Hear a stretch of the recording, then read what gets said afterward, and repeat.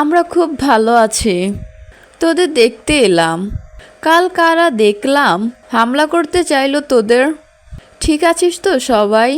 তোদের কারো লেগেছে? তোর বাবা, চাচু, অন্য কারো বাড়িতে ছিলিস না? চিন্তা মারে যাচ্ছে না। একা আসলে পারছি না। যত বাড়ির লোক, তোর বাবা, ভাই দুটো সাথেই তো এলো, তা অপেক্ষা না করে চলে এলি। বলতে বলতে মেয়ের কাছে গিয়ে গালে মাথায় হাত বোলান। শ্রেয়সী মাকে জড়িয়ে ধরল। আমাদের কারো কিছু হয়নি মা। ওই লোকটাকে তো কিছু করার আগে উশসী পাপা দেখে ফেলেছিল, ওখানেই মেরেছে খুব। হ্যাঁ, তা তো দেখেছি। জামাই বাবা, তুমি ঠিক আছো? তোমার কোথাও লেগেছে? অর্ণবের বাবার প্রশ্নে উমরান জবাব দেয়। না আঙ্কেল, আমাদের কারো কিছু হয়নি, সবাই ঠিক আছে। অর্ণবের প্রশ্নে উমরান কিছু বলবে তার আগেই শ্রেয়সী জবাব দেয়। আরে লোকটা নাকি অন্য কাউকে আঘাত করতে গিয়ে ভুলে আমাদের করে ফেলেছে। সেসব বাদ দাও না, বসো তোমরা, আমি একটু আসছি, চুলে তরকারি বসিয়েছিলাম তো। শ্রেয়সীকে উমরান হামলার কারণ এমনই জানিয়েছে। অত কাহিনী বলার মানে হয় না ওকে, বুঝবেও না তেমন। একটা শুনলে আরও 40টা প্রশ্ন থেকে যাবে, চিন্তা করবে। এর চেয়ে অন্য কাউকে মারতে গিয়ে ভুলে ওদের উপর হামলা করে ফেলে বলে কাটিয়ে দিয়েছে। শ্রেয়সী সবাইকে বসতে দিয়ে তাদের আনা জিনিসগুলো নিয়ে রান্নাঘরে যায়। চূড়ায় বসানো তরকারিগুলো দেখে নামিয়ে নেয়। নাস্তার ব্যবস্থা করলো সবার জন্য, যদিও ওরাই হালকা খাবার সহ রেস্টুরেন্ট থেকে ভারী কিছু খাবার পদও নিয়ে এসেছে। সেসব সহ চা নাস্তার ব্যবস্থাও করল সে। উমরান তাদের নিয়ে বসেছে সোফায়। বাড়ির সবার খোঁজ খবর সহ নানা রকম আলাপে বসল। অর্ণবরা বুঝতে পারছে তাদের মৌরি এখন শ্রেয়সী হয়ে আছে। সবটা জেনে গেছে সে। উমরানের সম্বোধনে না বোঝার কথা নয়, আর বোঝার পর থেকেই একটু হাঁসফাঁস লাগছে তাদের। শ্রেয়সী তাদের ভুল বুঝল কিনা চিন্তা লাগছে।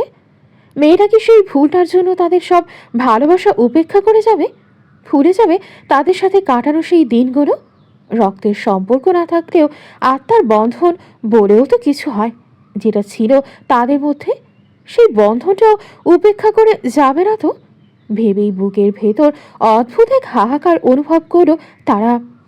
নিজের ছোট মেয়েটাকে অসময়ে হারিয়ে পাগল পাগল হয়ে গিয়েছিল অর্ণবের মা। বাবা তো সেই থেকে পাথর বনেছিল। বাড়িতে ওর ব্যাপারে কথা বলাও নিষেধ। অর্ণব ওই পুরো সময়টাতে ভাই হিসেবে নিজেকে ব্যর্থ উপলব্ধি করেছে। বেঁচে থাকতে বোন যে সঠিক পথে নেই তা তো বুঝেও নি। এমনকি বোনের লাশটা অবধি বাড়ি তুলতে দেয়নি তার বাবা। শেষে বাইরে বাইরে গোপনেই সবটা সামলাতে হয়েছে তাকে। সওদাগর বাড়ির সবটা এত এলোমেলো হয়েছিল, অথচ কাউকে তিল পরিমাণ কিছু বুঝতে দেয়নি। মৌরি যে নেই এ কথা আজও কেউ জানে না। মৌরির মৃত্যুর কিছুদিন পর তার দাদি মারা গেল। সব আরও লণ্ডভণ্ড হলো। মৌরিকে তেমন না দেখলেও তাদের বাড়িতে বিবাহযোগ্য মেয়ে আছে এই কথা যেহেতু জানা, তাই সেই সময়টাতে নানান প্রস্তাব আসতো। বাড়ি বয়ে ঘটক আসলে তাদের মুখ মেয়ে দেখার আর্জি, অথচ মেয়ে তাদের বেঁচে নেই। সমাজ আর পরিবারের লাঞ্ছনা থেকে বাঁচতে, পাপ থেকে পালাতে আরেক পাপ স্বেচ্ছায় গ্রহণ করেছে। তাদের সময়টা যখন সর্বোচ্চ পর্যায়ের বিধ্বস্ত, কিভাবে এই খবর লুকিয়ে রাখবে, কিংবা মৌরি নেই এ কথা জানালেও এর পেছনের ঘটনা লুকিয়ে মান সম্মান রক্ষা করবে, এই চিন্তায় যখন কুল কিনারা পাচ্ছিল না তার বাবা, তখন অর্ণব ছুটি শেষ হওয়ার আগে বাড়ির ওই পরিস্থিতিতে মেডিকেলের উদ্দেশ্যে চলে যায়। মা আরও পাগল পাগল হয়ে ওঠে। সন্তানদের চোখের আড়াল করতেও ভয় পেত তখন। অর্ণব জানায় তাদের মেডিকেলে অজ্ঞাত পরিচয় রাখা এক পেশেন্টের জ্ঞান ফিরেছে। অজ্ঞাত পরিচয়ধারী হওয়ায় এতদিন নিজের দায়িত্বে চিকিৎসা করিয়েছিল তার এক বন্ধু। বিদেশি কোনো ট্যুরিস্ট তাদের মেডিকেলে নিয়ে এসেছিল ওকে এক রাতে। অর্ণবের সেই বন্ধুর হাতে তুলে দিয়ে চলে যায়। চিকিৎসা করিয়েছে দায়িত্ব নিয়ে, কিন্তু জ্ঞান ফেরেনি তার। এদিকে অচেনা অজানা এক মেয়ের চিকিৎসায় তেমন খেয়াল রাখেনি কেউ, ওভাবেই ফেলে রেখেছিল। দরকার পড়লে ডাক্তার দেখিয়েছে, না হলে দেখায়নি, এটুকুই। কিন্তু যখন জ্ঞান ফিরল তখন অর্ণবের সেই বন্ধু বোনের বিয়ের জন্য গ্রামের বাড়ি ছিল। তার পক্ষে আসা সম্ভব ছিল না। অর্ণবকে অনুরোধ করে ওর বিষয়টা দেখতে বললে সে যায়। বাড়ির ওই অবস্থায় ছুটি শেষ না হতেই চলে যাওয়ার কারণ জানতে চাইলে সবটা জানায় বাবাকে। রোগীর সম্পর্কে সবটা জেনে সেদিনই তার বাবা ওকে নিজেদের কাছে নিয়ে আসার সিদ্ধান্ত নিয়ে নেয় মুহূর্তে। বিস্মিত অর্ণব অনেক বুঝিয়েছে, অসম্মতি জানিয়েছে বাবার কথায়। খোঁজখবর নিয়ে তাকে তার পরিবারের কাছে ফিরিয়ে দেবে এই ভাবনা ছিল তার, কারণ মেয়েটার আলাদা এক পরিবার আছে। তার চেয়ে বড় কথা, নবজাতক একটা বাচ্চা আছে, থাকার সম্ভাবনা ছিল।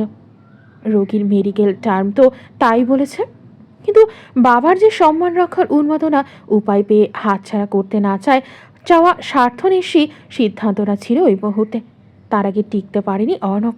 মেয়েটার এই অবস্থা যখন ওর নবজাতকটাও নিশ্চয়ই সেই অ্যাক্সিডেন্টের পর আর বাঁচেনি, এমনটা ধরে নিয়ে তার বাবা এসব তাকেও বোঝাতে লাগলো। শ্রেয়সীকে নিজেদের কাছে নিয়ে গেল, পরিবারকে বোঝালো এটাই এখন থেকে তাদের মৌরি। তার মাকে ওই সময়টায় এই মেয়েটাকে পেয়ে স্বাভাবিক হতে দেখে অর্ণব আস্তে ধীরে বাকিদের মতো অভিনয় জারি রাখল। মেয়েকে লুকিয়ে লুকিয়ে রাখলো সেই থেকে।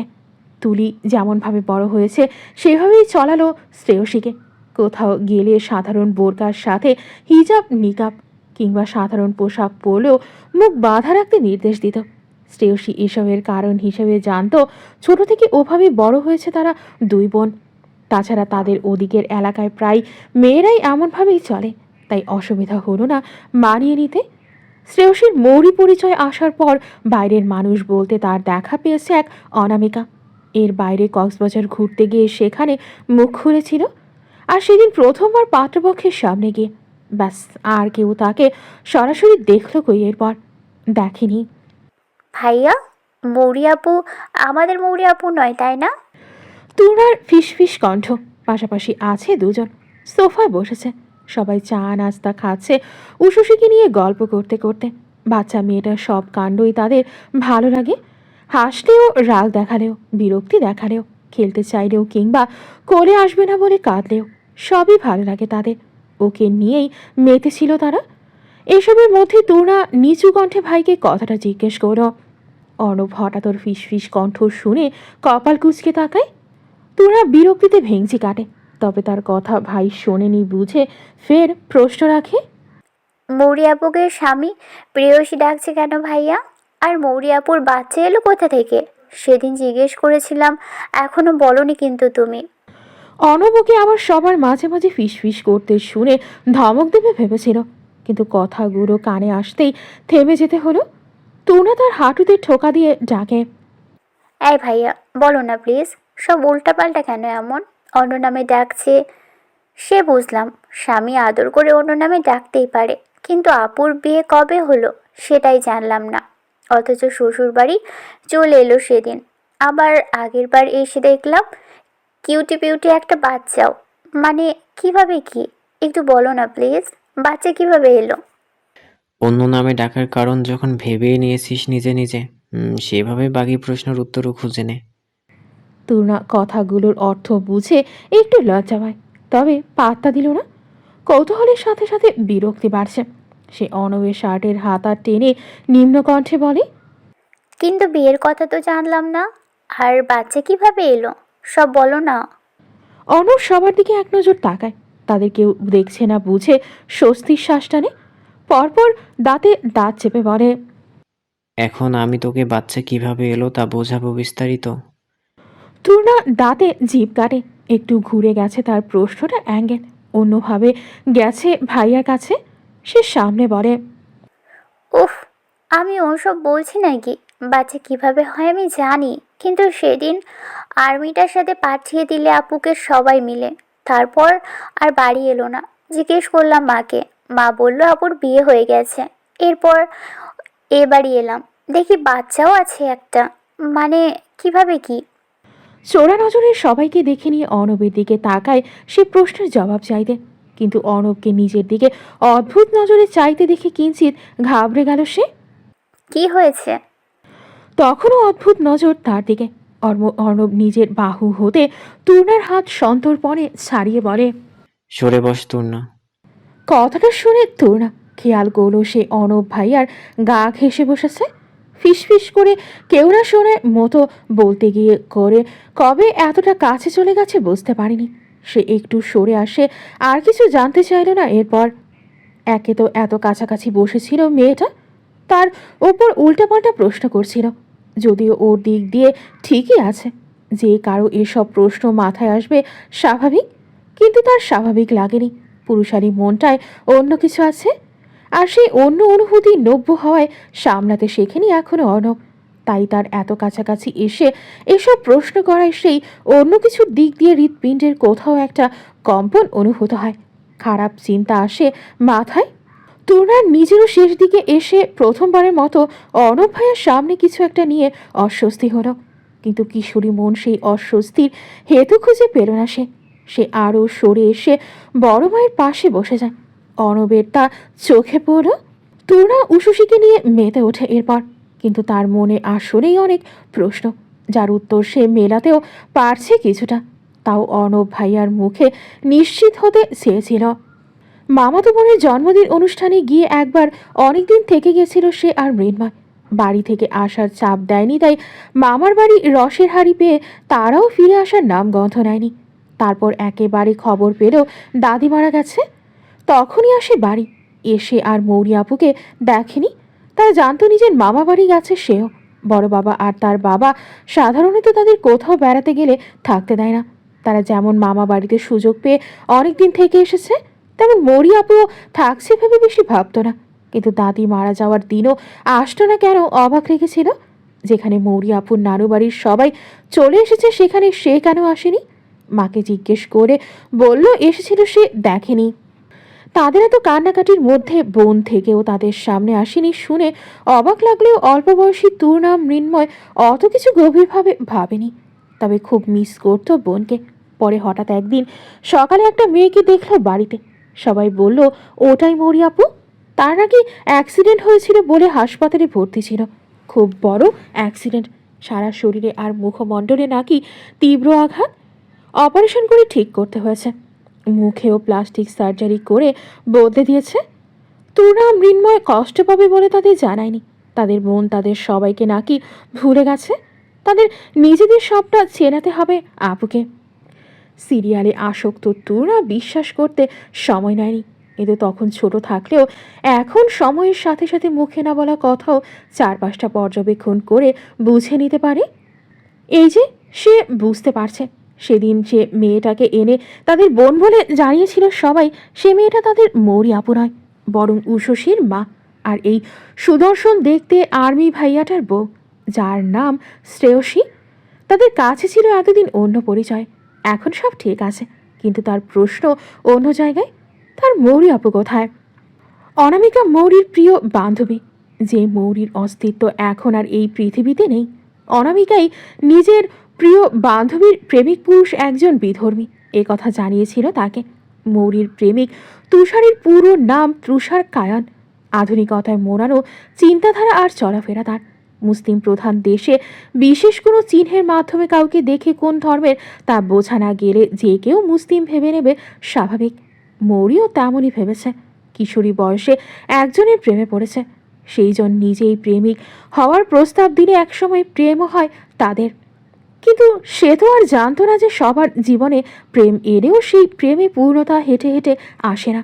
প্রেমে পূর্ণতা পেতে হলে লড়াই করতে হয়, লাজ আত্মসম্মান বিসর্জন দিয়ে সংগ্রাম করে যেতে হয় পরিবার সমাজের সামনে দাঁড়িয়ে। মৌরি খুব বোকা।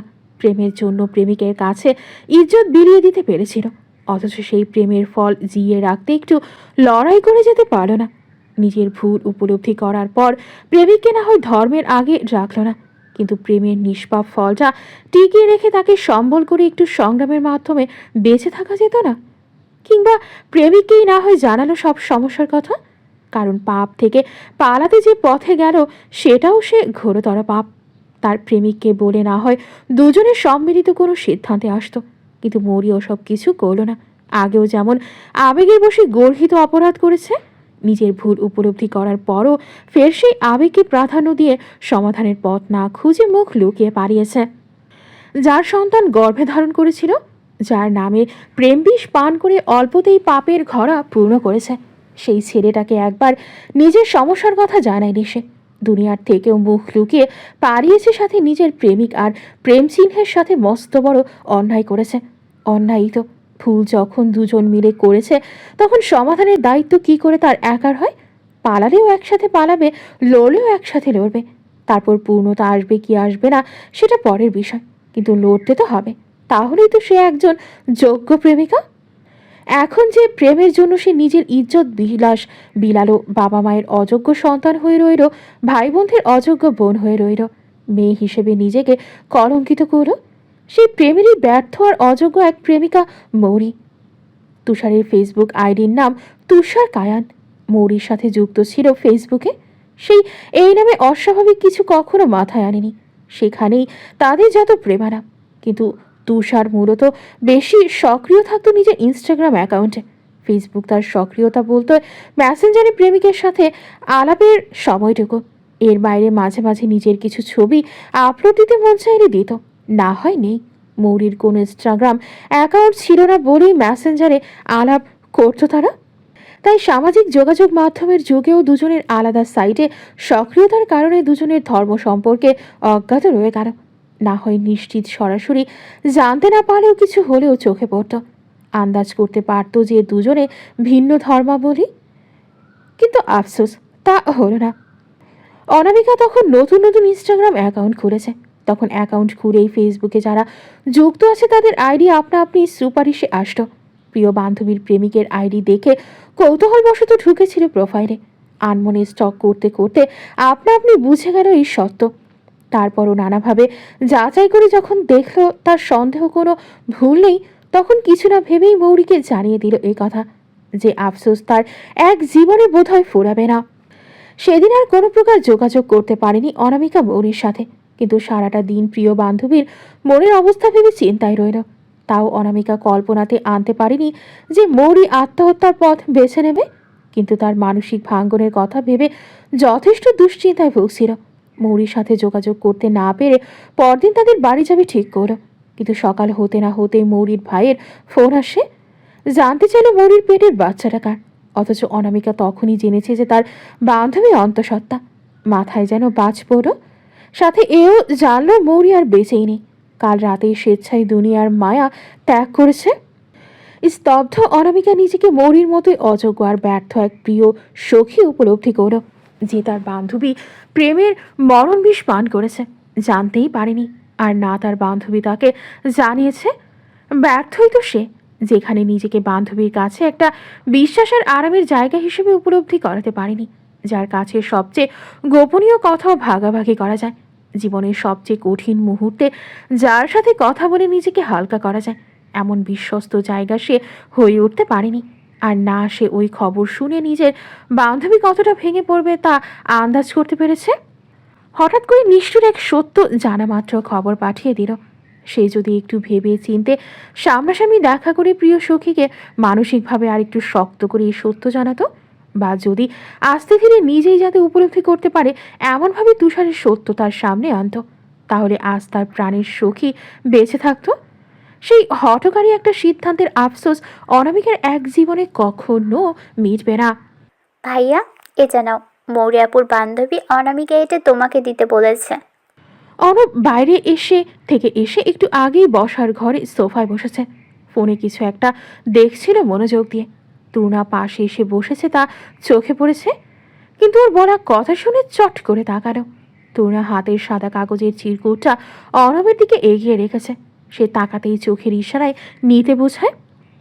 কি হলো, নাও, তোমার জন্য চিরকুট পাঠিয়েছে সে। অনব আসলেই ঠিক শুনেছে বুঝে সাথে সাথে জানতে চায়, ওর দেখা কোথায় পেয়েছিস তুই? কোচিং থেকে ফেরার সময় দেখা হয়েছিল। আপুটা এই খাম আমার হাতে দিয়ে বলেছে তোমার কাছে পৌঁছে দিতে। কি লেখা আছে এতে? আমি কি জানি, দেখিনি তো। আরেকজনের প্রেমপত্র আমি কেন পড়বো? এটা প্রেমপত্র? তোকে বলেছে ওই মেয়েটা? পাগল তুমি? ওসব আমাকে বলবে? লজ্জা পাবে না ভবিষ্যৎ ননদের সামনে? রসিকতা মিশ্রিত কণ্ঠ তার। তারপরে দাঁত ফেলে দিব বেয়াদব। এসব ফালতু কথা কোথা থেকে শিখেছিস? চুল পাকনা কথা আর একটা মুখে আনলে চেহারার নকশা বদলে দেব। ধমক শুনে তরুণা একটু গুটিয়ে গেল। সে ভেবেছিল অনামিকা চিরকুটটা যত্ন করে কাউকে জানানো ছাড়া অর্ণবের কাছে পৌঁছে দিলে খুশি হবে তার উপর। আশকারা পেয়েছে এমনটাই ভেবে নিয়েছে মনে মনে। এই সুযোগে কিছু মিছু চেয়ে নেওয়া যাবে ট্রিট হিসেবে। কিন্তু উল্টো ধমক দেওয়ায় বুঝতো তার ভাবনায় ভুল আছে। আচ্ছা আচ্ছা, আর হবে না।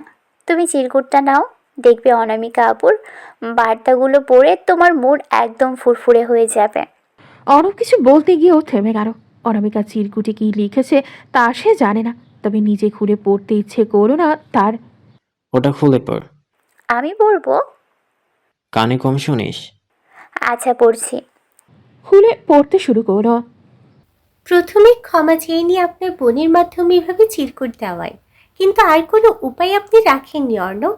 ফোন কল রিসিভ করেন না, মেসেজ দিলে সিনই করেন না। আমি জানি আপনার আমার প্রতি খুব বিরক্ত, কিন্তু এইবার আসলেই দরকার ছিল আপনার সাথে যোগাযোগ করাটা। অনেক ভেবে চিন্তে তূর্ণাকে দিয়ে চিরকুটটা পাঠালাম। সেদিন মৌরি মানে শ্রেয়সী আমার কাছে ফোন দিয়ে সবটা জানাতে চাইছিল। ওই বাড়িতে নিজের আগে ছবি দেখে সন্দেহ হয়েছিল ওর। আমি আপনার সাথে কোনো কথাবার্তা ছাড়া জানাতে চাইনি, কিন্তু ওর অবস্থা খুব খারাপ ছিল, পাগলের মতো করছিল তখন, তাই চোরাচুরিতে আর না বলে পারিনি। আমি ওর মরি পরিচয় যে মিথ্যে এ কথা জানিয়ে দিয়েছি অর্ণব। আমাকে ক্ষমা করবেন, আপনার কথা রাখতে পারিনি, কিন্তু ওর অবস্থা দেখে না বলে পারিনি। পরবর্তীতে অন্য কারোর কাছে আমি এসব জানিয়েছি শুনলে আবার আমাকে ভুল বুঝবেন আপনি, তা জানি, তাই নিজে জানিয়ে দিলাম। আমি আবার ক্ষমা চেয়ে নিচ্ছি আপনার কথাটা রাখতে না পারায়, দুঃখিত আমি। এবার প্রসঙ্গের বাইরে কিছু বলি, সুযোগ পেয়ে নিজেকে আটকাতে পারছি না, এজন্য ক্ষমাও চেয়ে নিই আগে ভাগে। আপনি খুব খারাপ অর্ণব, খারাপ একটা ছেলে আপনি। একটা বার আমাকে বুঝতে চাননি, ভুল বুঝতে পেরে ক্ষমা চেয়ে নিলেন, অথচ আমার অনুভূতিগুলো বুঝলেন না। আপনার কাছে যতটা অবজ্ঞা অবহেলা পেয়েছি তা আমি পুরো জীবনে আর কখনো কারোর কাছে পাইনি, বিশ্বাস করুন। তাও আপনাকেই ভালো লাগে কেন বলতে পারেন? আপনাকে না ভেবে পারি না একেবারেই। একটু বিবেচনা করলে কি হয় অর্ণব? বিস্মিত কণ্ঠে মনোযোগ সহকারে পুরো লেখাটা পড়ল তূর্ণা। অর্ণব শান্তভাবে বসে আছে। এতদিন ভেবেছিল বোনকে তার স্বামী সব জানিয়ে দিয়েছে। অনামিকা জানাতে পারে এ কথা মাথায় আসেনি, তবে তাও খুব একটা বিরূপ মনোভাব আসতো না এবার ওর প্রতি। কিশোরী বয়সে মৌরির সাথে যখন এবারে আসতো তখন থেকেই অনামিকা তাকে পছন্দ করত, তাই বারবার এড়িয়ে যেত, কারণ অর্ণবের দিক থেকে বোনের প্রিয় বান্ধবীর প্রতি কোনো অনুভূতি ছিল না। প্রথমবার অনামিকার সাথে বসে দীর্ঘ সময় কথা বলেছিল মৌরির মৃত্যুর পরদিন। ক্যাফেতে বসে মৌরির প্রেমের সম্পর্কটা নিয়ে যতটা পারে জেনে নিয়েছে। অনামিকার যা কিছু জানা ছিল না সেসবের জন্য চাপ দিয়েছিল। মাথা গরম ছিল তখন অর্ণবের। প্রিয় বান্ধবী হয়ে বান্ধবীকে ভুল পথে যাওয়া থেকে আটকাতে পারেনি, সবটা জেনে সাপোর্ট করেছে। এসব ভেবে ক্ষোভ ছিল অনামিকার ওপর। তার উপর বারবার মৌরির প্রেমের গভীরতা এতটা বেড়েছে তা জানত না বলে অস্বীকার করছিল। তবে পরে আস্তে আস্তে অনামিকার প্রতি তার ক্ষোভ অহেতুক ছিল তা বুঝতে পারে, তাই আরেকবার দেখা করে তার সাথে কথা বলে ক্ষমা চেয়ে নেয়। অনামিকা মৌরির বিষয়ে সব যেহেতু জানে তাই ওর কাছে লুকানোর মানে হয় না। এই কারণে শ্রেয়সীর বিষয়ে সবটা বলেছে তাকে, এমনকি তার সহযোগিতাও চেয়েছে। প্রিয় পুরুষের আবদার ফেলেনি অনামিকা, তখন এটাকে নিজের প্রতি সম্মতিসূচক ইঙ্গিত ভেবে অর্ণবের সাথে কথা বলতে চাইতো। ফোন কল মেসেজ সবভাবে যোগাযোগের চেষ্টা ছিল। অর্ণব এতে তিতিবিরক্ত, তাই এড়িয়ে যায় বারবার, যার ফলস্বরূপ আজকের এই চিরকুট। শ্রেয়সী আর উমরানের মেয়েকে নিয়ে দিনগুলো ভালোই কাটছে। সন্ধ্যা পেরিয়ে রাত তখন। উষসী বিছানায় বসে বসে খেলছে বেবি টয় নিয়ে। উমরান সারাদিন বাইরে ছিল, সন্ধ্যা নাগাদ বাড়ি এসে ফ্রেশ হয়ে এখন শুয়েছে একটু। উষসী খেলতে খেলতে কখনো পাপার গায়ের উপর উঠে আবার নামে। পাপার গলায় ছোট ছোট আঙুল ছুঁয়ে কাতুকুতু দিতে চায়, কিন্তু সাড়া না পেয়ে বিরক্ত সে। আপ্পা, পাপ্পা, তুত্তু। গালে তুলতুলে হাত রেখে ডাকে সে, অর্থাৎ চোখে চোখ রেখে তার সাথে কথা বলার আহ্বান। উমরান চোখ না খুলে তাকে অকস্মাৎ দুহাতে জড়িয়ে বুকে উপরে শুইয়ে দেয়, গালে আদর এঁকে দেয়। পাপা একটু ঘুমাবে কলিজা, তুমি ঘুমাবে পাপার সাথে? আন্না, ইন্না। উষসী গা বাঁকায়, সে ঘুমাবে না। অর্থহীন শব্দ করে বোঝায় সে পাপার সাথে খেলবে। ব্যাস, বুকে বসিয়ে কাতুকুতু দিতে দিতে নানাভাবে আদর দিয়ে মেয়েকে নিয়ে ব্যস্ত হলো সে। বালিশের পাশে রাখা তার ফোনটা এর মধ্যে টুংটাং শব্দ করে উঠল। মেয়ে নিয়ে ব্যস্ত হওয়ায় উমরান খেয়াল করল না। শ্রেয়সী বাইরে থেকে রুমে আসে, পুইকে কিছু দানা পানি দিয়ে এসেছে। হাতে প্লাস্টিকের বক্স ধরনের একটি ধারায় সব উশুশির খেলনা। না খেললেও সব খেলনা ঢেরে চারপাশে ছড়িয়ে ছিটিয়ে রাখার বদ অভ্যাস উশুশির। এগুলো নিয়ে খেলবে না, আবার ঢুকিয়ে ফেলতে চাইলে কাঁদবে। সব গুছিয়ে এনে একপাশে রেখে দিল সে। বাবা মেয়ের পাশে বিছানায় গা এলিয়ে দেয়। সময় দেখতে দেখতে পাশ থেকে স্বামীর ফোনটা হাতে নিল। দেখে রেখে দিতে গিয়েও থেমে যায়।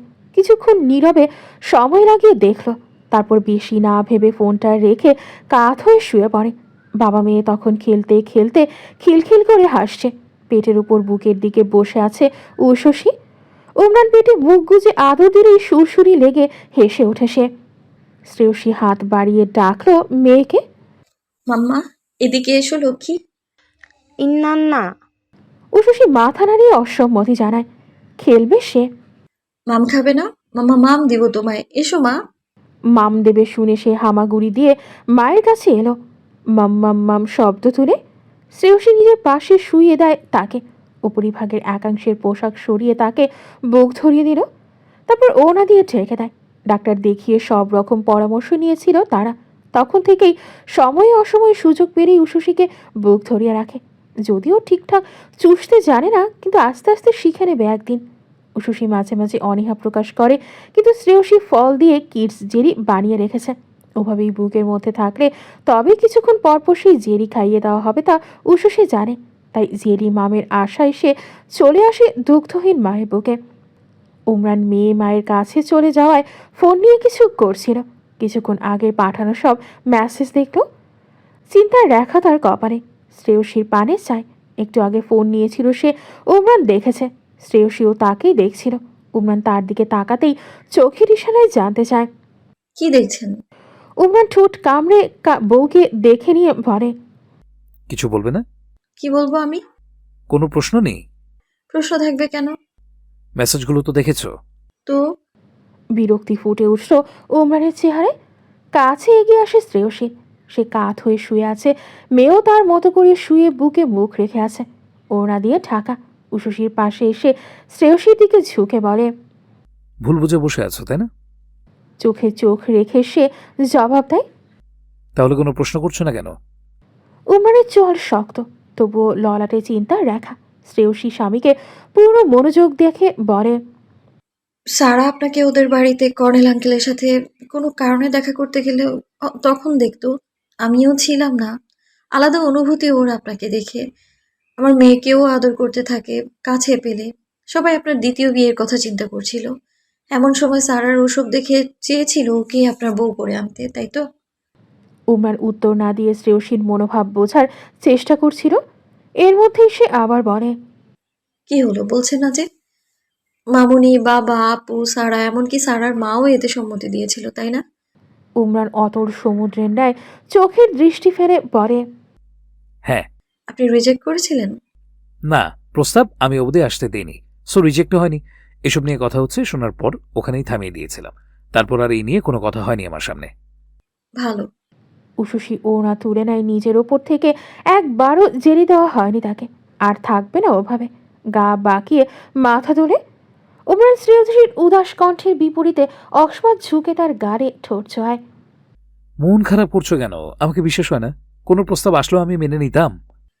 বিশ্বাস করি তো। আমার দিকে তাকাও। শ্রেয়সী তাকালো। এবার বলো, বিশ্বাস করো?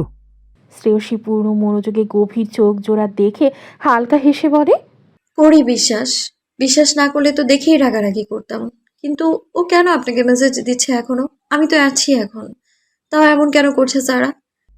এই যে এই প্রশ্নটা করলে, আর কোথায় করলে বিশ্বাস? শ্রেয়সীর নাকের সাথে উমরানের নাক ছুঁয়ে যাচ্ছে। ভারী তার কণ্ঠ। শ্রেয়সী তার গালে হাত রেখে বলে, রেগে যাচ্ছেন কেন? প্রশ্ন করা মানেই অবিশ্বাস নাকি? নয়। আহ, ব্লক করে দিয়েছো? হ্যাঁ। আমার স্বামীকে কেন প্রেমের না পরকীয়ার প্রস্তাব দেবে আমার স্বামীকে? সাথে সাথে অথর দুটো বন্দি হলো আরেক জোড়ায়। উশুশী মায়ের ওপাশে রাখা জেরি বক্সটা পেতে বাবা মাকে টপকে যেতে চাইছিল গায়ের ওপর দিয়ে, কিন্তু বাবাকে মায়ের সাথে এমন করতে দেখে কিছু পল দেখলো। তারপর বাবার মাথাটা ঠেলে সরিয়ে দিতে চায়, কিন্তু কিছু হলো না। সে দেখেছে তার মাকে কামড়ে দিচ্ছে বাবা। উশুশী হতবুদ্ধির ন্যায় কিছুক্ষণ চেয়ে শব্দ তুলল, আপ্পা পা পাপ্পা নান্না মাম্মা বেতা। তার মা ব্যথা পাচ্ছে তাই এমন না করার অনুরোধ। বাবা ছাড়ছে না দেখে নরম হাতের আঘাত আনল পিঠে। উমরানুকে কাঁদতে শুনে কিছু সময় পর ছেড়ে দেয়। শ্রেয়সী শ্বাস টানতে টানতে সামলালো বালিশে মাথা ফেলে। উমরান গায়ে মিষ্টি আঘাত হানা হাত দুটো ধরে নেয়। সরি আম্মা, মাই প্রিন্সেস, ভেরি সরি। আর হবে না, প্রমিস, লক্ষ্মীমা। কান্না তুলতে চাওয়া কন্যাকে থামাতে ক্ষমা চেয়ে তার গালেও আদর রেখে দিল। উশুসী বাবার মুখ খামছে তাই রেগে। উফ, ব্যথা! উশির মাম্মাও ব্যথা, পাপাও ব্যথা। বাবাও ব্যথা পেয়েছে বুঝে একটু দমে যায় উষসী। পাপা ব্যথা পেলে সে কষ্ট পায় তাই গালে হাত দিয়ে আদর করে দিল। অর্ণবের ছুটির মেয়াদ শেষ। কালই ফিরে যাবে মেডিকেলে। পারিবারিক সমস্যার কারণ দেখিয়ে জরুরি ভিত্তিতে ছুটি নিয়ে চলে এসেছিল। নয়তো সেমিস্টার শুরুর দিকের এই সময়ে ছুটি পাওয়া কিছুটা কঠিন তাদের জন্য। সে সব গোছগাছ করে নিয়েছে। ব্যাগের চেনটা লাগিয়ে বসতে না বসতেই ফোনে রিং হতে শুনল। বিছানা থেকে হাতে নিয়ে দেখল বন্ধুর কল। হয়তো কাল ফিরছে কিনা জানতে চায়। সে রিসিভ করে। হ্যাঁ বল। কাল ফিরেছিস তো? সেমিস্টার ক্লাস শুরু হবে কাল থেকে। থিওরি ক্লাসও তো পেলি না।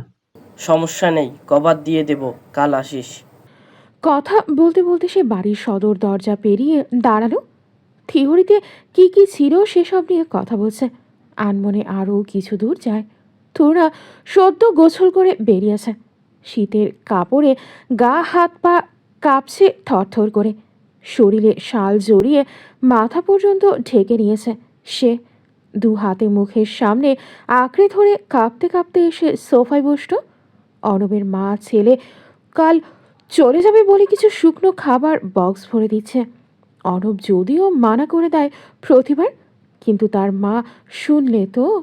তোর না যা তো, দুটো অম্মককে দিয়ে আয় তো। ব্যাগ গুছাচ্ছে হয়তো, দিয়ে আয় তাড়াতাড়ি। চেন লাগিয়ে ফেলেছে নিতে, গুলো করবে। তাড়াহুড়ো কণ্ঠ অর্ণবের মায়ের। ব্যাগ গুছিয়ে ফেলেছে ভাইয়া, আসার সময় রুমের দরজা খোলা দেখেছি। ব্যাগপত্র গোছগাছ শেষ। আর নেবে না? তুমি রেখে দাও এখানে, আমি খাবো ওগুলো। খাবার তো বরবাদ দিতে পারি না। একটা থাপ্পড় লাগাবো, শুকনো খাবার সব বরবাদ হতে যাচ্ছে কেন? তুই গিয়ে অন্যকে বল আমি ঢুকাতে বলেছি ব্যাগ। এত কথা কিসের? ধমক শুনে না চাইতেও বক্স দুটো হাতে নিয়ে উঠল সে। চাদরটা ঠিকঠাক জড়িয়ে নেয়। বাইরে আওয়াজ শুনে সেখানেই গেল। ভাইয়া বড় মেয়েগুলো দিয়েছে, বলেছে ব্যাগে ঢোকাতে। অর্ণব তখনও ফোনে কথা বলছে। পেছন থেকে কথাটা শুনে তাকায়। হাতের দিকে তাকিয়ে বক্স দুটো দেখল। মা পাঠিয়েছে। সে চোখের ইশারা করে বলে, রুমে গিয়ে ব্যাগের ভিতরে ঢুকিয়ে রাখ। মাঝের বড় পার্টে সবার উপরে রাখবি। চেন ঠিকঠাক লাগিয়ে দিস। আচ্ছা। তুর্না চলে গেল। গিয়ে যেমনটা বলেছে তাই করে আবার ফিরে আসে। ধীরে ধীরে হেঁটে অর্ণবের পাশে এসে দাঁড়ায়। অর্ণব তখনও ফোনে কথা বলছে। তাকে পাশে এসে দাঁড়াতে দেখে এক নজর তাকায়।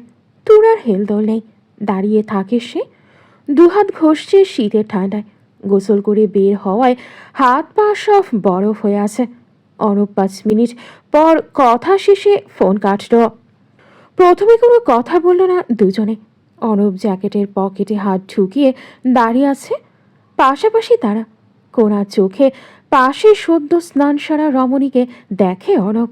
ল্যাভেন্ডার ফ্লেভার বডি ওয়াশের একটা সুঘ্রাণ আসছে। প্রিয় রমণীর অঙ্গ হতে নাকে আসা ঘ্রাণ মাতাল করা হয় তা উপলব্ধি করতে পারল অর্ণব। সে পকেট হতে হাত বের করে। তুর্নার অল্প ঘষতে থাকা দু হাতের একটা সন্তর্পণে নিয়ে নিজের সাথে জ্যাকেটের পকেটে ঢুকিয়ে নেয়। তুর্নার সাথে সাথে তাকানো, তবে অর্ণবের দৃষ্টি তখন সম্মুখে। তাকে নির্লিপ্ত দেখে সে সামনে ফিরল। অর্ণব ভাইয়া, হুম। কাল বিকেলে আমায় কেন নিয়ে গিয়েছিলে? আমার তো কোনো দরকার ছিল না ওখানে। অনামিকার সাথে আমার প্রেমের সম্পর্ক আছে, মনে হয়নি তোর ওই চিরকুট পরে? হয়েছে তো। আমি ভেবেছিলাম তোমাদের মধ্যে মান অভিমান হয়েছে, তাই অনামিকা আপুর ফোন রিসিভ করছিলে না। তারপর ওখানে গিয়ে কি মনে হলো? কি মনে হবে? বুঝলাম অনামিকা আপু তোমাকে পছন্দ করে, কিন্তু তুমি করো না, তাই সে ফোন কল কিংবা মেসেজ দিলে বিরক্ত হও। মানে আগের ভুল ভেঙেছে, হ্যাঁ, সব তো দেখলাম, ভাঙবে না? এজন্যই নিয়ে গেছি। তূর্ণা বুঝল না, দ্বিধান্বিত চোখে তাকায়। অনব জবাব দেওয়ার দরকার মনে করল না হয়তো। তূর্ণা হঠাৎ প্রশ্ন রাখে। মৌরি আপু কোথায় ভাইয়া? অর্ণব সাথে সাথে ফিরল, প্রশ্ন চোখে, স্থির চোখে চেয়ে আছে তূর্ণা। ওই চিরকুট পরে শুধু অনামিকা আর অর্ণবের প্রেম না, আরও কিছু বিষয় মাথায় এসেছে। অনামিকা অন্য চেহারার মৌরি যে তূর্ণার বোন মৌরি নয় এ কথা জানত। চিরকুটি স্পষ্ট লেখা ছিল। বিকেলে তাকে নিয়ে হঠাৎ বের হয় অর্ণব। একটা ক্যাফেতে গিয়ে বসে। একটু পর দেখলো অনামিকা এসেছে। অনামিকা অর্ণবের সাথে তূর্ণাকে ওখানে আশা করেনি, তা তার চেহারাতেই স্পষ্ট ছিল। তাই তূর্ণার ইতস্তত লাগে। সেও বুঝেছে অর্ণব মূলত অনামিকার সাথেই দেখা করতে এসেছে। ওদের প্রেমিক প্রেমিকার মাঝে নিয়ে আসায় সে অপ্রস্তুত বোধ করছিল। উপরন্তু আলাদা কোনো অনামিকা অসন্তোষ না দেখালেও তাকে যে এখানে আশা করেনি তা বুঝে আরও গুটিয়ে যায় তূর্ণা। একবার অর্ণবকে কানে কানে তাদের কপতির মাঝে নিয়ে আসলো কেন জিজ্ঞেস করেছিল, কিন্তু অর্ণবের অতিমাত্রার শীতল দৃষ্টির শিকার হতেই অনামিকার সাথে সৌজন্য কথা বলে সে চুপ মেরে থাকে পুরোটা সময়। তারপর অনামিকার অর্ণবের একে একে সব কথনগুলো শুনে বুঝল তার মৌরিয়াপুর কিছু একটা হয়েছে। উষসীর মাকে সব সত্য অনামিকা জানিয়ে দিয়েছে। সাথে অনামিকা অর্ণব প্রেমের সম্পর্কে নেই, বরং একতরফা ওদের বিষয়টা। আসার সময় কোথায় যাচ্ছে, কেন যাচ্ছে বকবক করেও ফিরতে সময় আর কোনো কথা বলেনি সে, কারণ তার মাথায় বোনের বিষয়টা ঢুকেছে গভীরভাবে। সেই প্রতিবারের ন্যায় বাইকে উঠে দুহাতে অর্ণবের পেট জড়িয়ে পিঠে মাথা এলিয়ে দেয়। আনমনে কিছু ভাবতে ভাবতে চলে আসে। গতদিনের ভাবনা থেকে ফিরে তূর্ণা ফের প্রশ্ন রাখে। কি হলো বলছো না যে? আপু কোথায় ভাইয়া? নেই। স্পষ্ট জবাব অর্ণবের। নেই মানে? নেই মানে নেই, মৌরি নেই, মরে গেছে। তূর্ণার চোখে চোখে রেখেই বলে সে। অর্ণব ভাইয়া? চিৎকার করে ধমক স্বরে ডাকে তূর্ণা। এভাবে বলছো কেন? অর্ণব চোখ নির্লিপ্ত চোখে তাকায়। তোর মৌরি আপু নেই তূর্ণা, কথার কথা বলছি না, মরে গেছে ও 1 বছর আগে। তুই যখন মামার বাড়িতে ছিলি তখন আত্মহত্যা করেছে মৌরি, বাঁচাতে পারিনি আমরা, মরে গেছে ও। তূর্ণা স্তম্ভিত নেত্রে চেয়ে রয়। পাথর বনে গেছে জমে, তবে দু চোখে অশ্রু জমতে দেখা গেল। অবিশ্বাস্য লাগছে তার। টকটকে লাল হয়ে গেছে চোখ দুটো। কিছু বিষয় আন্দাজ করার পর ভেবেছিল মৌরি আপু কোনো ছেলের সাথে পালিয়েছে, তাই সবাই এই বিষয়টা এমন লুকিয়ে লুকিয়ে রাখে। কিন্তু মৌরি আপু নেই আর মরে গেছে এমন কিছু মাথায় আসেনি সে একেবারে জন্যেও। টলমলে হতবাক চোখে চেয়ে সে বলে। তুমি মিথ্যা বলছো, কারোর সাথে পালিয়ে গেছে তাই না? রেগে মিথ্যা বলছো? অথচ তার মন বলছে মিথ্যা না। অরব ভাইয়া মিথ্যা বলে না। কান্না আসতে চাইছে ভেতর থেকে, ঠোঁট ভেঙে আসছে তার। মিথ্যা বলছি না, পালিয়েছে মৌরি, তবে কারোর সাথে নয়, একা। বিধর্মী একটা ছেলেকে ভালোবেসে একা একা দুনিয়া থেকে পালিয়েছে তোর বোন। মিথ্যা বলছো তুমি, আমি জানি মৌরি আপু কারোর সাথে পালিয়েছে, মরেনি। মিথ্যা বলছো। শব্দ করে কেঁদে ওঠে তরুণা। কাঁদতে কাঁদতে কথাগুলো বলে একই কথা বারবার জপতে থাকে। তাকে নিয়ন্ত্রণ হারা হতে দেখে অর্ণব হাত বাড়িয়ে কাছে টানে, বুকে মাথা টেনে শান্তভাবে বোঝানোর চেষ্টা করে। কিন্তু তরুণা কোনো কথা কানে নিচ্ছে না। তার কান্নার স্বর ক্রমশ বাড়ছে। অর্ণবের মা চাচি বাইরে চলে এলে তাকে বিলাপ করতে শুনে। তূর্ণা, ভিতরে চল। এভাবে এখানে দাঁড়িয়ে কাঁদছিস, মানুষজন শুনতে পেলে পাগল ডাকবে। ভিতরে চল। মৌরি আপু কেন চলে গেল? কখন থেকে নেই আপু? তোমরা জানাওনি একবারও? আমার আপু বেঁচে নেই, কেউ বলনি? বলতে বলতে হেঁচকি উঠে যায় তার। কি হয়েছে তৃষ্ণা? দেখি ব্যথা পেয়েছিস? মা আর চাচি এসে মেয়েকে এভাবে কাঁদতে দেখে ঘাবড়ে গেলেন।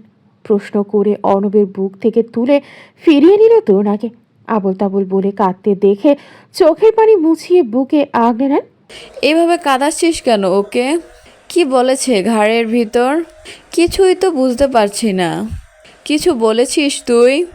অর্ণব উত্তর দিল না। তোনাকে কাঁদতে দেখে নিজেরই আদরের বোনের কথা মনে আসছে বারবার। তার উপর এই মেয়েটার কান্না সহ্য হয় না ইদানিং। চূর্ণা মা, ব্যথা পেয়েছিস? মাকে দেখা, মলম লাগিয়ে দিলে চলে যাবে। এভাবে কাঁদতে হয় পাগলি?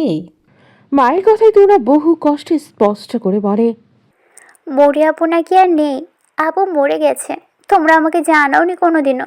কেন বলনি? আমার আপু কেন মরে গেল? মা চাচি থেমে গেল তার কথা শুনে। সান্ত্বনা বাণীও শোনা গেল না আর। মেয়ের কেন জানাওনি প্রশ্নের জবাব আসে না। কান্নার কারণ শুনে থমকে থাকে কিছু বল, তারপর অর্ণবের দিকে তাকিয়ে বুঝলো সেই জানিয়ে সে সব। ঢোক গিরে শুধু বুকে আগলে রাখলো মেয়েকে। তরুণার অভিযোগ আর কান্না নিয়ন্ত্রণ হারা হচ্ছে ক্রমশ। পেছন থেকে অর্ণব বলে, ভিতরে নিয়ে যাও ওকে। বাবা, চাচু আসবে এখন। এইভাবে কাঁদলে হয় না মা, ভেতরে চল। বাইরের মানুষ শুনলে কি বলবে? চল বড় মার সাথে। তরুণা গেল না। বোন নেই 1 বছর, কেউ জানায়নি। বিলাপ করতে করতে বড় মার থেকে সরে আসে সে। তোমরা আমাকে জানাওনি কেন? আপুকে চলে যেতে দিলে কেন? কষ্ট পাচ্ছিল বুঝতে পারোনি তোমরা? ওকে আটকাওনি কেন তোমরা? চূর্ণা, পাগলামি করছিস। তোর বাবা আর বড় বাবা চলে আসবে এখন। এসব দেখলে বকা শুনবি। ভিতরে চল। তার হাত ধরে ভেতরে নিয়ে যেতে চায়, কিন্তু তরুণা নিচে বসে গেছে। দাদির মৃত্যুর খবর শুনেও বোধহয় তার এতখানি কষ্ট লাগেনি। বয়স বাড়লে তাদের মৃত্যু সংবাদে মানুষ স্বাভাবিকগতভাবেই তৎক্ষণাৎ কষ্ট অনুভব করেও মন থেকে মেনে নিতে পারে, কিন্তু এমন অসময়ে আপন মানুষদের মৃত্যু তরুণার যে কেমন লাগছে, কি অনুভব করছে, কিভাবে বোঝাবে কাউকে সে? বোনের ওই চেহারাটা আর দেখবে না। মানুষটাকে দেখেই না বছর খানেক বোনের অনুপস্থিতি ভীষণভাবে অনুভব করত, কিন্তু সে বেড়াতে গেছে জেনে সেভাবে পাত্তা দেয়নি, কারণ ফিরে তো আসবেই। কিন্তু আসতো না। অন্য কাউকে এনে বলল সেই তার বোন। চেহারা বদলালেও ওটাই তো তার বোন। কিন্তু সেটাও যখন মিথ্যা জানলো সেদিন, তখন মরি আপু কোথায় এই চিন্তায় কিছু ভালো লাগতো না। ভেবে নিল কারো সাথে পালিয়ে গেছে, কিন্তু চোখের আড়াল কিংবা দূরত্ব থাকলেও পৃথিবীতে তো আছে, তাই পালিয়ে গেছে বুঝেও এতটা কষ্ট লাগেনি। কিন্তু মারা গেছে কথাটা মেনে নিতে পারছে না সে, একেবারেই পারছে না। বুকের ভেতরটা ফেটে যেতে চাইছে। মৌরি আপু কিভাবে মারা যেতে পারে এভাবে? কাঁদতে কাঁদতে মাটিতে বসে পড়েছে সে। মা চাচি তুলতে চাইলেও উঠল না। শেষে অর্ণবের দিকে তার মা করুণ চোখে তাকালো। সেই বিলাপ করতে থাকা তরুণাকে কোলে নিয়ে ভেতরে চলে এলো। মা চাচিও এলো পেছন পেছন। মায়ের মতো বড় দুবোন তার। তারা নিজেরা ঝগড়া বিবাদ করেও সবার ছোট বলে তরুণা দুজনের চোখের মণি। নিজেদের সাজের জিনিসপত্র দিয়ে সাজিয়ে দেওয়া, হোমওয়ার্ক করে দেওয়া, খাইয়ে দেওয়া, তার আবদারে নিজেদের ভাগ ছেড়ে দেওয়া, বাড়ির বড়দের বকা ধমক থেকে বাঁচানো। কি করতো না তার বোনেরা? মৌরি তুলি দুজনেই তো তরুণার ঢাল, কিন্তু সেই 2 বোনের এক বোন পৃথিবীতেই নেই তার। তরুণা জানলই না এ কথা এতদিন। কতটা কষ্ট পেয়ে আত্মহত্যা করেছে তার বোন। আপুর কষ্টটা বাড়িয়ে কারো চোখে পড়েনি, কেউ আটকাতে পারল না। উমরানের বোনের পরিবার সহ তার মা বাবা আসছে আজ লন্ডন থেকে। আরও 2 দিন পর আসার কথা ছিল, কিন্তু উমরানের বোন উমায়রার চাচা শ্বশুরের মেয়ের বিয়ে পড়েছে সামনে, তাই তাদের সপরিবারে চলে আসতে হচ্ছে। তার মায়ের চিকিৎসাও সম্পূর্ণ, তাই আর অপেক্ষা না করে চলে আসছে সবাই একসাথে। উমায়রা তার স্বামী, সন্তান আর শ্বশুর শাশুড়িকে নিয়ে ফুলবাড়িতেই আসবে। ভাইয়ের বউ, সন্তান কাউকে সে দেখেনি এখনো। নিজের সংসারের সবটা গুছিয়ে দেশে যে আসবে ভাইয়ের বউকে দেখতে, সে সময় হয়ে ওঠেনি তখন। আর এরপর সবটা এলোমেলো হয়ে গেল। এখন তাই সবার আগে ফুলবাড়িতেই আসবে। বাড়িতে উশুশির খেয়াল রাখা রাইমা নামের সেই মহিলাটি চলে এসেছে। এতগুলো মানুষ আসবে, অনেক রান্নাবান্না সহ ঘর গোছানোর কাজ আছে। শ্রেয়সী মেয়ে নিয়ে একা হাতে পারবে না, তাই রাইমাকে চলে আসতে বলেছিল। দুজনে মিলে সবটা করছে। একটা নরম কাপড় বিছিয়ে ফ্লোরে ওতে উশুশিকে বসিয়ে দিয়েছে বসার ঘরে। পাশে পুইয়ের খাঁচাও রাখা। চারপাশে খেলনা নিয়ে খেলছে সে পুইকে সঙ্গে করে। ব্যাস, দুজনের জন্য সহজ হলো রান্নাবান্না সহ সবটা করা। দুপুরের পর চলে এলো সবাই। উমরান কাছে ছিল, সেখান থেকে গাড়ি নিয়ে চলে যায় এয়ারপোর্ট। বাড়ির অন্য গাড়িটাও বাবার ড্রাইভারকে দিয়ে আনানো। সেও এতদিন ছুটিতে ছিল, এখন মালিক আশায় কাজে ফিরেছে। রাইমাকে অবশ্য সবার চলে যাওয়ার পর কর্নেল কিবরিয়া ঠিক করে দিয়েছিল উশুশির দেখভালের জন্য। এবার থেকে ফুলবাড়ি আগের রূপে ফিরবে। উমরান সকলকে সাথে নিয়ে ফিরল দুপুরের পরপর। তখন রাইমার সহজ শ্রেয়সী সোফায় বিশ্রাম নিচ্ছে। সকাল থেকে কম ধকও যায়নি। উশুশি মায়ের বুকে চুকচুক করছে, মাথার ওপর ওড়না দিয়ে ঢাকা। বেল বেজে উঠলে সে ওড়না তুলে কোল থেকে তাকালো দরজার দিকে। নিশ্চয়ই পাপা এসেছে। ওরা এসেছে বোধহয়, আপনি গিয়ে দরজা খুলে দিন। উশির মা, আপনাকে দেখলে খুশি হবে হবে সবাই। রাইমার হাসি মুখে বলা কথায় শ্রেয়সী এক নজর তাকায়। তার একটু অন্যরকম লাগছে। এতদিন পর দেখবে শ্বশুরবাড়ির সবাইকে। শ্বশুর শাশুড়িকে আগে পেলেও তার সেসব মনে নেই। কেমন না কেমন হয় সবার সাথে সামনাসামনি আলাপ হওয়ার পর। মনে মনে খুশি হলেও একটু ইতস্তত লাগছে। হ্যাঁ, যাচ্ছি। আবার বেল বেজে উঠল। সে তাড়াতাড়ি পোশাক ঠিকঠাক করে উঠে পড়ে। উশুশি কোল ছাড়েনি, চলল সাথে। দরজা খুলতেই সবার আগে দেখল মেয়ের পিতাকে, যার কোলে 3-4 বছরের এক কন্যা শিশু। আর তার পেছনে একে একে সবাই। উমরানের মা, বাবা, উমায়রার স্বামী, ছেলে, শ্বশুর শাশুড়ি, সবাই তাকেই দেখছে। সে সালাম দিল হাসি মুখে। আপ্পা, পাপ্পা, আমাল পাপ্পা। উশুশি বাবার কোলে অন্য কাউকে দেখে অখুশি। সে প্রতিবাদ করে। উমরান মেয়ের নাক টেনে দিল। আমার মাম্মা প্রিন্সেস রেগে আছে নাকি? উশুশিকে তার ফুপু কোলে নিয়েছে। তার প্রশ্নের জবাব দেবে তার আগে শ্রেয়সীর দিকে তাকালো উমায়রা। গালে হাত দিয়ে মাশাআল্লাহ বলে। তাহুরা চৌধুরী এগিয়ে এসে নাতনির গালে চুমু এঁকে দিলেন। শ্রেয়সীকে জড়িয়ে ধরলেন। বৌমা দেখে অনেক বড় হয়ে গেছে, আগে পিচ্ছি পিচ্ছি নেই আর, মেয়েকে সামলাচ্ছে একা একা। শ্রেয়সীমা, কেমন আছো? আমার নাতনি বেশি জ্বালায় নাকি? আলহামদুলিল্লাহ ভালো বাবা। আপনারা সবাই ভালো আছেন? আসতে অসুবিধা হয়নি তো? আমরা সেফলি চলে আসতে পেরেছি মা, নিশ্চিন্তে থাকো তুমি। করে থাকা ভাগ্নির কথায় উমরান জবাব দেন। ইয়েস মামা, শি ইজ উশি, ইয়োর সিস্টার। বোনের কথায় উমরান বলে, এসব হিসাব পরে করিস, আগে ভেতরে চল। দাঁড় করিয়ে রাখবে নাকি সবাইকে? উমরানের কথায় সবাই ভেতরে আসলো। শ্রেয়সী উমায়রার শ্বশুর শাশুড়ির সাথে কথা বলে তাদের সবাইকে নিয়ে ভেতরে এলো। সবার আগে ফ্রেশ হতে গেল প্রত্যেকে। তাহুরা চৌধুরী এখন সুস্থ। পায়ে আর কোমরে আঘাত পেয়েছিল তখন। এরপর হাঁটা চলায় ব্যাঘাত আসে। এখন সম্পূর্ণ চিকিৎসা শেষে তবেই এসেছে। এতগুলো দিন পর নিজের সেই আপন নীর ওরফে তার বৌমার ফুলবাড়িতে ফিরে এসে আবেগী হয়ে উঠেছেন কিছুটা। সব কিছু ভেজা নয়নে দেখলেন। নাতনিকে কোল থেকে নামতে দিচ্ছেন না। অলিউল্লাহ চৌধুরী অল্পক্ষণের জন্য নিতে পেরেছিলেন, আর কাউকে দেননি। কিভাবে যেন এত তাড়াতাড়ি ফ্রেশ হয়ে চলে এসেছেন নাতনিকে নিতে। বাকিরা এখনো আসেনি বসার ঘরে। উমাইয়ার সাথে তার স্বামী আরাফাত আর 2 সন্তান সহ শ্বশুর শাশুড়িও এসেছে। তারা লন্ডন স্থায়ী, অনেক বছর ধরে ওখানে আছে। এমনকি উমাইরার প্রথম সন্তান আমিরের জন্ম ওখানেই হয়েছে, যার বয়স এখন 16। আর উমরানের 2 বছরের বড় উমাইরা। তাহুরা, এবার আমাকে একটু দাও। আর কতক্ষণ নিয়ে বসে থাকবে? আমি একটু নিই দিদিভাইকে। তাহুরা চৌধুরী পাত্তা দিলেন না। নিজের মতো নানান ছন্দে ছড়া শোনাচ্ছেন নাতনিকে। উশুশি আনন্দ পাচ্ছে শেষ হবে। না, আমি কি ওশিকে একটু কোলে নিতে পারি? উমাইরার মেয়ে আরবি ফ্রেশ হতেই নিচে চলে এসেছে বাবা মায়ের আগে। তার বয়স এখন 4। ফোনে উশুশিকে অনেক দেখেছে। ওখানে থাকতেই কোলে নেওয়ার ইচ্ছে জাগতো বাচ্চাটিকে। নিতে পারো তো নানুমণি, কিন্তু তুমি কোলে নেবে আর আন্না ধরে রাখবে ওকে? শিওর। কোলে নিল সে উশুশিকে। উশুশি কুটুমুটু নয়নে চেয়ে থাকলো। হয়তো বাচ্চা একটা মেয়ে তাকে কোলে নিয়েছে কেন ভাবছে। দেখতে দেখতে গালে হাত দিয়ে ছুঁয়ে দিল আরবি। আরবি মিষ্টি করে হাসলো সেই ইঙ্গিতে। তাকে ভালো লেগেছে ম্যাজিক মামির মেয়ের। নানা নানির দিকে তাকায় সে। তাহুরা চৌধুরী ধরে রেখেছে। তার তাকানোতে অলিউল্লাহ চৌধুরী হেসে বলেন, নানুমণিকে দেখি উষি সোনার পছন্দ হয়েছে। Yes, she likes me smiling she. আরাবির ভাই এমির এলো, তাকে আলাদা রুম দেওয়া হয়েছে। ফ্রেশ হয়ে নামছে, এসে সোফায় বসে। So she is Ushi, looks cute, আর মাদার ইজ টু। নাতনিকে কোলে হাঁটুর উপর দাঁড় করিয়ে রেখেছেন।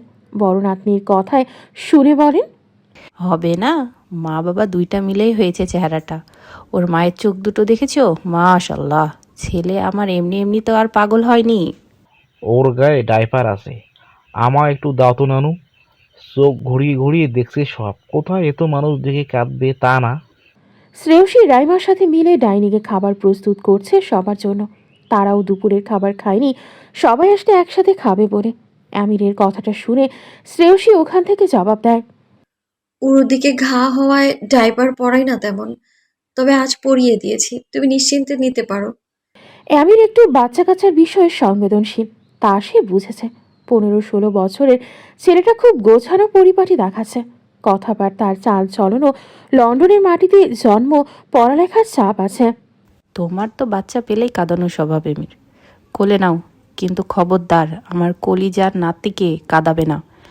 বলতে বলতে উশুশির গালে গাল ঘষে দিয়ে আমিরের কাছে দিয়ে দিলেন, তোমার মেয়ে বাড়ি থাকতে সাবধান করে দিয়েছে তার ভাতিজিকে যেন না কাঁদায় এখানে বসে। আমি তো জাস্ট কোলে নেব। আমির বোনকে করে নিল।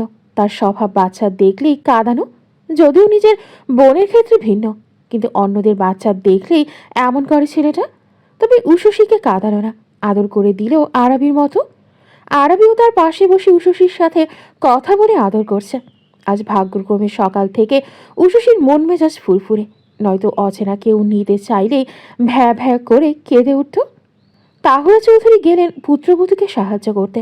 শ্রেয়সী জায়গায় জায়গায় সবার সামনে প্লেট চামচ সবটা নিয়ে রাখছে। শাশুড়িকে পাশে এসে দাঁড়াতে দেখে হাসল। কিছু লাগবে মামনি? ক্ষুধা লেগেছে তাই না? এখনই হয়ে যাবে আমার, আর 2 মিনিট। আমার কিছু লাগবে না, তাড়াহুড়ো করো না, তোমাকেই দেখছিলাম। শ্রেয়সী এক নজর তাকায়, মামনি তাকে খুব মনোযোগ দিয়ে দেখছে। হেসে হাতের কাজ চালিয়ে গেল।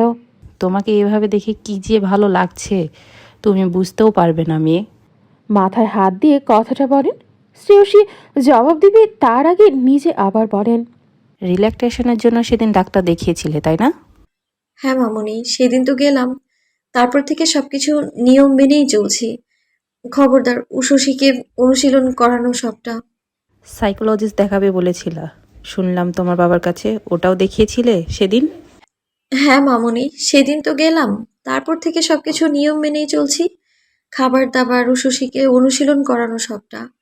হ্যাঁ, ডক্টর দেখিয়ে দেখলাম আমাদের বসিয়ে রেখেছে, আরেকটা ডক্টরের কেবিনের সামনে এনে আপনার ছেলে জিজ্ঞেস করলে বলল সাইকোলজিস্টও আজই দেখাবে। 8 ঘন্টা যাবত এটা ওটা কত কি যে জানতে চাইলো ওই ডক্টর। এবার থেকে সপ্তাহে 2 বার নাকি যেতে হবে সেশনে। আমি উশসীর পাপাকে মানা করেছিলাম, শুনেনি। বলছে উনি থাকতেই শুরু করতে চান, যেন উনি সাথে থাকতে পারেন প্রথম দিকে সেশনগুলোতে। 2 মাসের ছুটি ওনার তাই। হ্যাঁ, উনি থাকতেই শুরু করেছে, ভালোই হয়েছে। উষসীকেও তো দেখতে হবে। তাছাড়া প্রথম দিন উর্মি ছিল বলে তোমার তেমন আনিজি লাগেনি, না হয় দেখতে ভয় লাগতো। শ্রেয়সী জানে তাহুরা চৌধুরী ভুল বলেনি। উমরান না থাকলে এত সহজভাবে এত লম্বা সময় ধরে সেশনে মনোযোগ দিতে পারত না, উল্টো নার্ভাস হয়ে পড়তো। উমাইরা তার স্বামী আর শ্বশুর শাশুড়িকে নিয়ে নিচে নেমে এসেছে। আস্তে আস্তে জানতে চাইল সে, রেঁধেছি তো অনেক কিছুই আপু, কিন্তু আপনাদের যেমন পছন্দ হয় সেটাই দেখার বিষয়। আমার রান্নার হাত খুব কাঁচা। শ্রেয়সীর হাতে যা দেবে খেয়ে নেবে বলায় উমাইরার স্বামী আরাফাত মস্করা করছে শ্রেয়সীর সাথে। একমাত্র শালা সাহেবের স্ত্রী কিনা। শ্রেয়সী হাসল শুনে। ততক্ষণে উমরানও চলে এসেছে। সবাই বসে পড়ল। তো ওমরান বউকে নিয়ে সেদিন ডাক্তার দেখিয়ে এসেছে শুনলাম, কি সমস্যা আর উন্নতি আসতে কত সময় যাবে এসব কিছু বলেছে ডাক্তার? কোনটার কথা বলছেন আঙ্কেল? ডাক্তার তো দুটো সমস্যা নিয়ে দেখালাম। হ্যাঁ, দুটোর কথাই বলছি। আপাতত ট্রমার কারণটাই ধরে নিচ্ছি, এর বেশি নিশ্চিন্ত বলতে পারেনি কিছু। চেষ্টা চালিয়ে গেলে এক সময় সব ঠিক হবে, এইটুকুই। এক্স্যাক্ট টাইম টেবল ধরে দেয়নি ডাক্তার। খেতে খেতে কথা বলছিল তারা। উমাইরা শ্বশুর শাশুড়ি দুজনের প্রশ্নে জবাব দেয় উমরান। সাইকোলজিস্ট কি বলেছে? ট্রমার কারণে সব ভুলে গেছে। উমাইরার শ্বশুরের এই প্রশ্নে চোখ তুলে তাকায় সে। এক নজর পাশে স্ত্রী কন্যার দিকেও তাকালো। শ্রেয়সী নিজের হাত পেতে ডিমের কুসুম অল্প করে খাইয়ে দিচ্ছে উষসীকে। এদিকে মনোযোগ নেই তার। আদুরে কণ্ঠে মেয়েকে খাওয়ানোতেই ব্যস্ত সে। উমরান জবাব দেয়। আরও কিছু গল্পগুজব আর কথাবার্তার মধ্য দিয়ে সকলের খাওয়া দাওয়া শেষ হলো। সেদিন সাইকোলজিস্ট দেখানোর পর ডাক্তার শ্রেয়সী সব ভুলে যাওয়ার কারণ হিসেবে অন্য কোনো সম্ভাবনার কথা জানিয়েছে উমরানকে। শুধুমাত্র ট্রমার কারণে তার এভাবে সব ভুলে যাওয়া তেমন গ্রহণযোগ্য লাগেনি ডাক্তারের কাছে। কারণ তীব্র মানসিক আঘাত কিংবা মন ভাঙার মতো কিছু ছিল না যে ট্রমা সম্পর্কিত অ্যামনেশিয়ার সম্ভাবনা হবে, অথবা হলেও স্মৃতিগুলো বেশিতে ঝাপসা হওয়ার কথা শুধু। কিন্তু শ্রেয়সী সবটা ভুলে বসে আছে। তাই সেশনে তার সাথে সব রকম কথাবার্তা বলার পর ডাক্তার ট্রমা ছাড়াও অন্য কোনো কারণ থাকার সম্ভাবনা আছে এমনটা জানায়। কিন্তু কারণটা কি সেটাই নিশ্চিত নয়, আর এ নিয়ে কোনো ধারণাও করতে পারছে না। উমরান কিছুদিন আগে নিউরোলজিস্টের পরীক্ষা করা সব রিপোর্ট দেখিয়েছে। অস্বাভাবিক কিছুই দেখেনি ডাক্তার। তাই নিশ্চিত না বলে ধারণা থেকেও কিছু মাথায় আনতে পারছে না। এ কারণে উমাইরার শ্বশুরের জানতে চাওয়ায় সেভাবে কিছু জানালো না সে। তখন বাবা ছেলে অর্থাৎ উমরান আর অলিউল্লাহ সাহেব নিজেদের হাসপাতাল থেকে ব্যবসায়িক কোনো কাজে যাচ্ছিল। উমরান ড্রাইভ করছে। ফোনে কারো কল আসছে শুনে হাতে নিয়ে দেখলো কর্নেল কিবরিয়া স্যার। উমরান স্বাভাবিকভাবেই রিসিভ করলো তা। হ্যালো উমরান। জি স্যার, আমি বলছি। কোনো সমস্যা হয়েছে? এই সময় তো ক্যাম্পে থাকার কথা। আর বলো না, ক্যাম্পেই আছি, তবে একটু ঝামেলায় পড়ে গেলাম মেয়েটাকে নিয়ে। তোমার সাহায্য লাগতো। মেয়ের কথা বলে কপালে কিঞ্চিত ভাঁজ পড়ে তার। কোন মেয়ের কথা বলছে বুঝলো না, আর ঝামেলাই বা কেমন। তবে খুব বেশি না ভেবে এক পলক পাশে বাবার দিকে তাকিয়ে বলে, জি স্যার, কি ঝামেলা আমায় বলুন, আমি যথাসাধ্য হেল্প করছি। আমার মেয়েটাকে নিয়ে ঝামেলার শেষ নেই। সেদিন ওখান থেকে প্রাইভেট ইউনিভার্সিটিতে ভর্তি হলো ঢাকার পাবলিক থেকে অ্যাডমিশন ক্যান্সেল করে। আমি চেয়েছিলাম কোনো বাসা ভাড়া নিয়ে রাখতে। সে বলল হোস্টেলে থাকবে, বাসায় না। বুঝেছিলাম সে ওখানে মানিয়ে নিতে পারবে না, ওখানে খাবার দাবার ওর সাথে যাবে না। জেদ ধরেই ওখানে গেল। এখন দুদিন না হতেই ফোন এসেছে।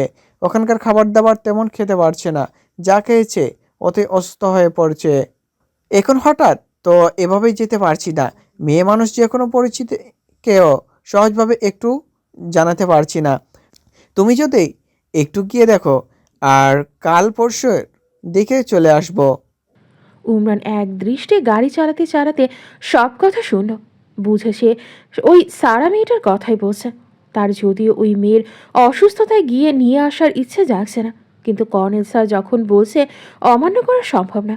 সে মানুষটাকে খুব মানে, উপরন্তু তার অবর্তমানে তার শ্রেয়সীর সবচেয়ে সুরক্ষিত আর নিরাপদ অভিভাবক। জি স্যার, দেখছি বিষয়টা। আপনি ঠিকানাটা পাঠিয়ে দিন। হ্যাঁ, আমি পাঠিয়ে দিচ্ছি। একটু ডাক্তার দেখে এনো। আমি গতকালই আসছি।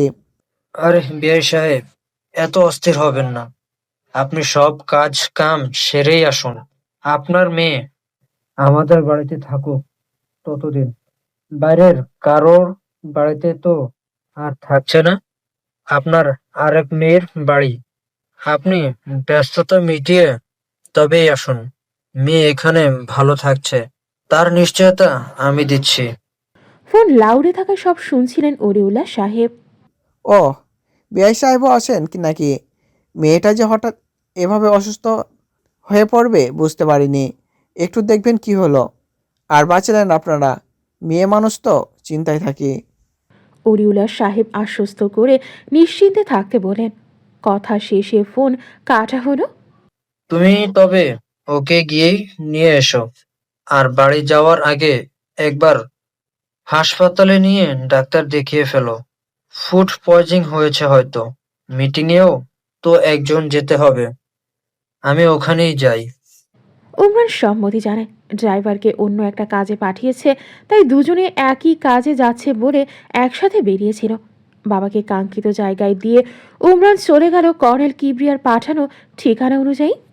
উমাইরার শ্বশুর শাশুড়ি তার চাচা শ্বশুরের বাড়ি চলে গেছে। তার শ্বশুরা 4 ভাই, এক একজন এক এক জায়গায় থাকে পরিবার সমেত। সবাই বিয়ে উপলক্ষে একত্রিত হয়েছে, তাই তারাও চলে গেল। উমাইরাও অনেকদিন পর তার পরিবারের সবার সাথে একত্রিত হয়েছে। তার উপর বড় দুর্ঘটনা আর দুঃসময় পার করে একসাথে হয়েছে, তাই সে এখানেই থেকে গেল। বিয়ের সময় যাবে বাচ্চাদের নিয়ে। শ্রেয়সী, উমাইরা আর তাহুরা চৌধুরী গল্প করছে ড্রয়িং রুমে। আরাবি আর উশসী পুইকে সাথে নিয়ে ফ্লোরে নরম কাপড় বিছিয়ে খেলছে, চারদিকে খেলনা পাতা রেখে। ইমির বাবার সাথে কোথাও বেরিয়েছে। কলিং বেল বেজে উঠলে উশসী লাফিয়ে উঠল আনন্দে। বেল বাজা মানেই তো তার পাপা আসা। রাইমা গিয়ে দরজা খুলে সে চিল্লিয়ে পাপাকে ডাকে। তার সাথে পুইও ডানা ঝাপটে ওঠে। আরাবি নিয়ে গেল বোনকে কোনোভাবে কোলে নিয়ে, কুটু কুটু পায়ে। উমরান সারাকে সাথে নিয়ে এসেছে, হাতে সারার লাগেজ। সে লাগেজ নিয়ে ঢুকতেই সবাই তাকালো। আরাবি আর উশসীকে দেখে।